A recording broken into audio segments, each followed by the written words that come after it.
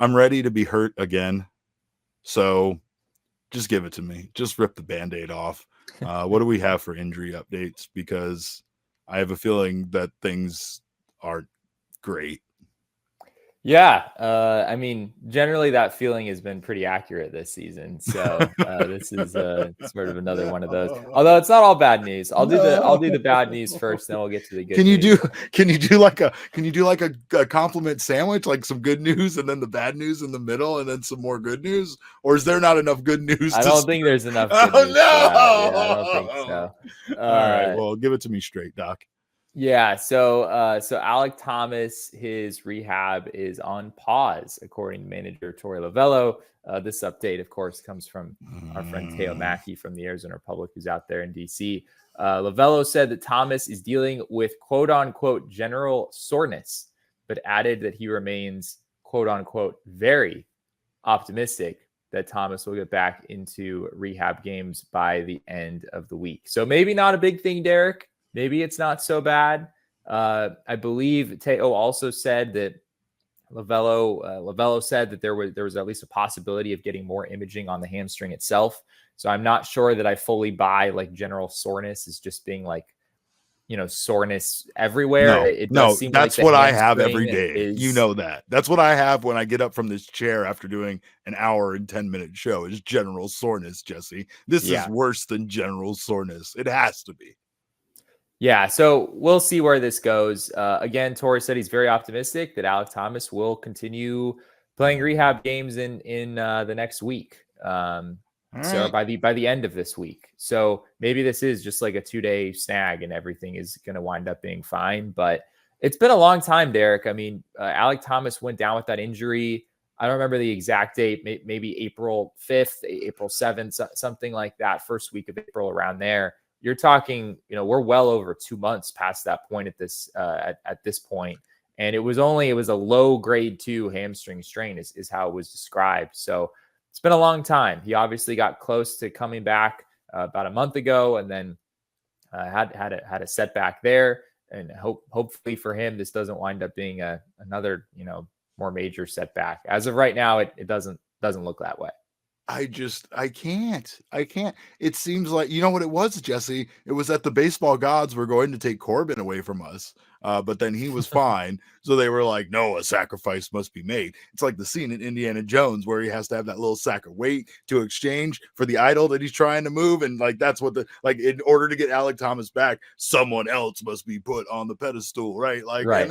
Yeah. This is awful. But of course not surprising at all. It feels like the Diamondbacks just have absolutely had horrible luck this season when it comes to these guys, coming back and getting healthy. The setbacks have really been the one thing I feel like that hurt the most, right? It's bad enough when the prognosis is that it's going to be out, 6 to 8 weeks. And then when we get to 6 weeks, or we get to 7 weeks, or we get to 8 weeks, then we find out that they're pausing his rehab. So hopefully it's nothing. And of course, I think the general idea here is that the Diamondbacks have experienced all of these setbacks. They have experienced guys re-aggravating injuries, and they don't want that to happen here with Alek. I feel like, kind of their experience with Cattell from a few years ago might be playing into this, because it feels like they're definitely being more cautious, especially with a hamstring injury, than like they might be otherwise, or maybe that, I don't know. It feels very, very cautious for it, but I mean, we need Alek Thomas. Are kind of important for Alek Thomas. Like he does a fair amount of running, both around the bases. And of course, I'll give him mine. I don't even use it, Jesse. I will give him mine. Yeah, but yours are sore too, right? they're bad. That's not a good deal. You're right. They're 43-year-old hamstrings. But do you have some good news? You said that there was some good news, so I'm hoping that you're going to follow this up with the promised good news. Yeah, there is some good news as well. This is also per Teo. Torey Lovullo pregame today said that Eduardo Rodriguez's latest imaging, he had an MRI just within the last few days, and it showed quote unquote almost 100% healing. And Lovullo added that Erod will likely throw off a mound within the next week.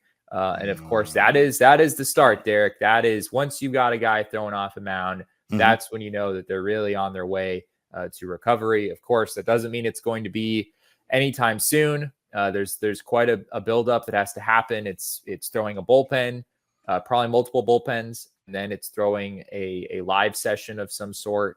Maybe that takes the form of a sim game. And then, at that point, it's a matter of building Erod back up to a starter's workload. He's been out so long at this point, he's definitely going to have to start from the baseline. So he's going to be throwing, probably 20 something pitches in a bullpen. And then he's going to have to build that all the way up to at least I would think around 75 in order to get into a major league game. So there's still some boxes to check here. But this is a really big first step, and one that we've been waiting for quite a while. I believe Erod started throwing back on, I want to say it was the first or second week of May, which is more than a month ago. He really took his time through that process of the long toss where you're going from 60 feet, then to 75 feet, then to 90 feet. He's been in that phase of his recovery for a very, very long time. So yeah, to see him get on a mound, that would be an enormous next step. And it looks like he's ahead of Merrill Kelly at this point. It doesn't look like Merrill right now is all that close to throwing off a mound. So looks like you're trending toward getting Erod back sooner than Merrill Kelly. However, Merrill Kelly is more built up for him. So once they get back to throwing, there's a good chance that Merrill might move through the progression as fast. Or do you think that Merrill's going to essentially have to start over at a baseline similar to what Erod's having to do?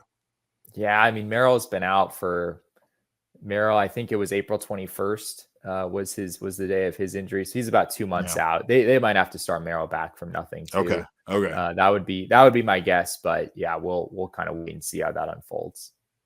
If I wouldn't have seen Erod in a spring training clubhouse playing dominoes, I wouldn't believe he exists either.